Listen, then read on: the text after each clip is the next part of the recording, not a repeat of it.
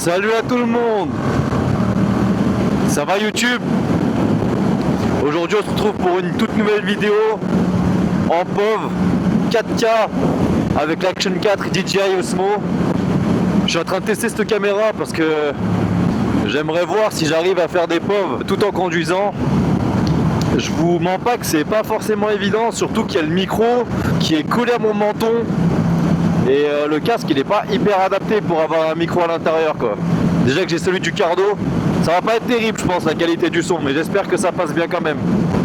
Dans tous les cas, je voulais faire cette vidéo parce que vu que j'essaye cette caméra là, j'aimerais voir si je peux faire peut-être à terme des road trips avec la 07. Et j'aimerais faire du coup un peu un road trip avec caméra embarquée quoi. Donc autant la DJI Osmo Pocket 3 pour les plans entre guillemets en vlog, et la DJI Action 4 qui va me permettre de filmer du coup la route. Donc ça c'est un petit peu un test en sachant que ça va être la première fois que je le fais, autant en termes de caméra que en termes de pilotage.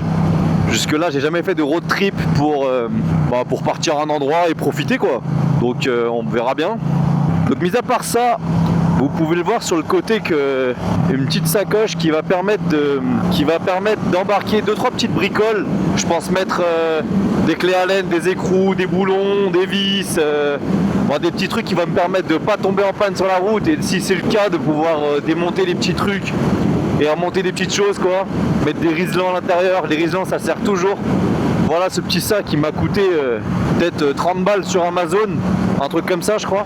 Franchement c'est de la grosse dope parce qu'à la base c'est un truc à aimant qui se colle sur le réservoir, et en fait les aimants ils tiennent pas du tout.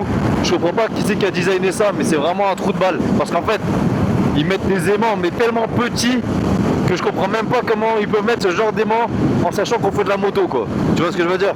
Genre pour moi il faudrait des big plaques d'aimants quoi, mais là non.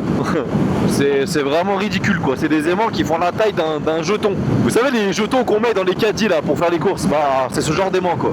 Donc moi je trouve que c'est vraiment de la grosse merde. Ensuite il va falloir que je prépare la bécane. Alors soit je mets un top case, soit je mets les sacoches latérales, mais j'ai acheté ça pour faire le road trip. Et sinon troisième option c'est de mettre les deux, top case plus les sacoches latérales, parce que j'aimerais bien quand même me baigner un petit peu là-bas quoi, amener mon short de bain et profiter du lac. Sur ce plan là, si la DJI Action 4 elle fonctionne bien, l'Action 4 j'en ai aucun doute. Le seul truc moi pour moi c'est le DJI Mic Mini, le micro connecté à la DJI Action 4 qui est installé sur mon casque avec un aimant qui pour le coup je sais pas si ça va rendre bien, en sachant que le micro il est collé à mon menton. Je vois pas trop où est-ce que je peux le foutre parce que les mousses de casque c'est assez compliqué de trouver un endroit pour coller un micro surtout de cette taille quoi. En sachant que le DJI Mic Mini c'est vraiment le plus petit micro de la gamme. Le son pour moi c'est le plus important dans des vidéos YouTube. Donc on verra bien. Mouah.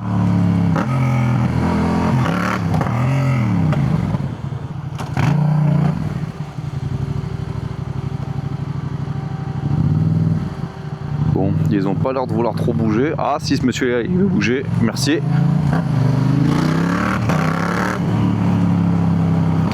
Je vais à Gare Pardieu pour aller chercher quelqu'un. C'est pour ça que j'ai un casque sur le bras. Donc je profite de ce petit trajet tranquillou pour aller faire ma petite vidéo quoi. Mais des fois je vais pas forcément parler. Je pense que c'est bien que vous ayez aussi le son de la moto qui hurle quoi.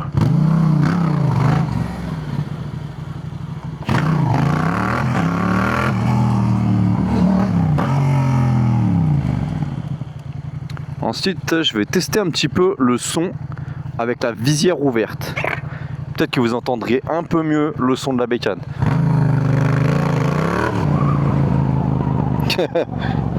Vous avez jamais vu cette vue sur YouTube Ah ouais, je vous en ferai plusieurs des vues comme ça, j'ai sûr, ça va vous plaire. Il n'y a pas beaucoup de stunters dans les recommandations YouTube. Que des gens qui ont du pognon et qui savent acheter des grosses bécanes pour la frime quoi. Non, je rigole. Je dis ça, mais en vrai, le jour où j'aurai du pognon, je vais acheter des bécanes pour la frime, croyez-moi. Et je ferai exactement comme eux.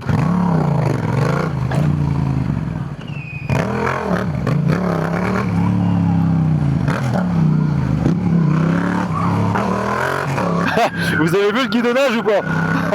Le défaut de la MT-07. toujours en roue arrière. C'est une bonne bécane quand même, hein. Alors je la taille beaucoup, hein, pour ceux qui apprennent à lever avec. Mais parce que les gens ils savent pas lever, donc ne fracassez pas vos bécanes comme ça. Si vous prenez le risque mais vous le faites de manière consciente, tant pis si elle se casse au sol et que vous êtes prêt à payer les réparations sans pleurer, sans problème.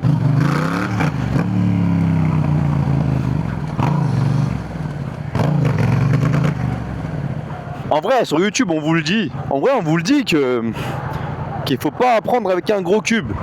Un gros cube c'est trop risqué. Faites pas ça sur un gros cube, apprenez avec une moto légère, pas très puissante.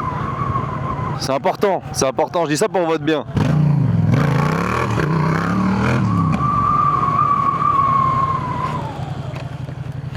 Mais n'oubliez pas, l'essentiel quand on apprend, c'est de pouvoir recommencer vite. Apprenez à chuter correctement avec la bonne bécane et de pas regretter quoi, après la chute. J'ai envie de faire des symphonies mais bon.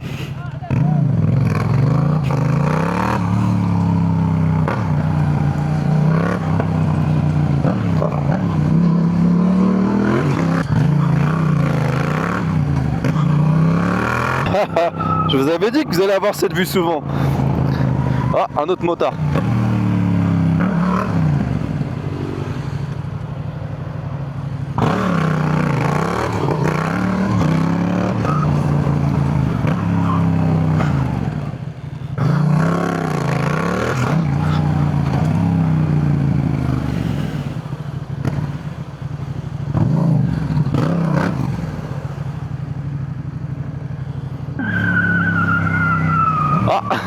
Ça c'était la BAC ça.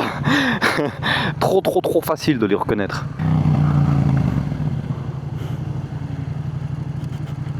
Ouh.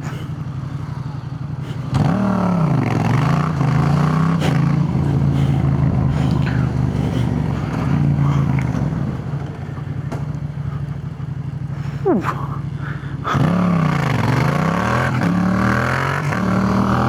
Une MT-07 quand même c'est sympa, surtout pour le bruit, même s'il faut pas trop en abuser. Vous savez que là j'ai la chicane, hein, mais croyez-moi c'est bien drôle quand même. Je l'ai acheté comme ça d'origine, ça veut pas dire que je ferai pas des modifs dessus, mais le seul moment où je mets une ligne d'origine c'est pour faire le contrôle technique quoi. Ok, donc c'est quoi ça? C'est un CBR? Ah sympa. Parler aussi à droite. Oh là là, si j'avais pas de casque à porter, je serais tellement encore plus vif que je suis habituellement. N'hésitez pas si vous avez des questions sur ma moto, sur des choses, etc. Moi je suis là pour ça. Et ouais, ma moto, la MT-07, elle affiche 45 409 km. J'ai pas encore fait le jeu au soupape, peut-être que je le fasse. Normalement c'est aux 40 000. Mais je pense que ouais, je le ferai. Je sais pas quand, mais je le ferai. Bon après, jusque là c'est pas encore très grave. Là j'ai un petit retard.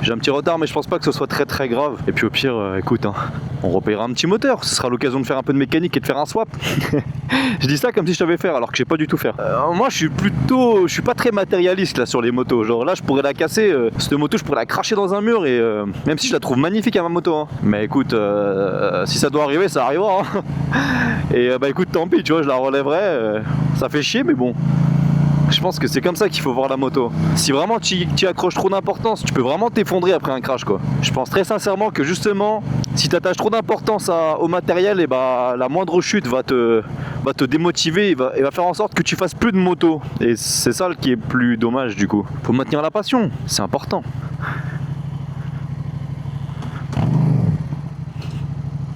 Je disais que ma moto a 45 000 km et j'ai toujours pas fait de jeu aux soupapes. Toi tu dois rien comprendre toi derrière là. Je suis en train de parler pour YouTube mais tu dois rien comprendre derrière. Ouais.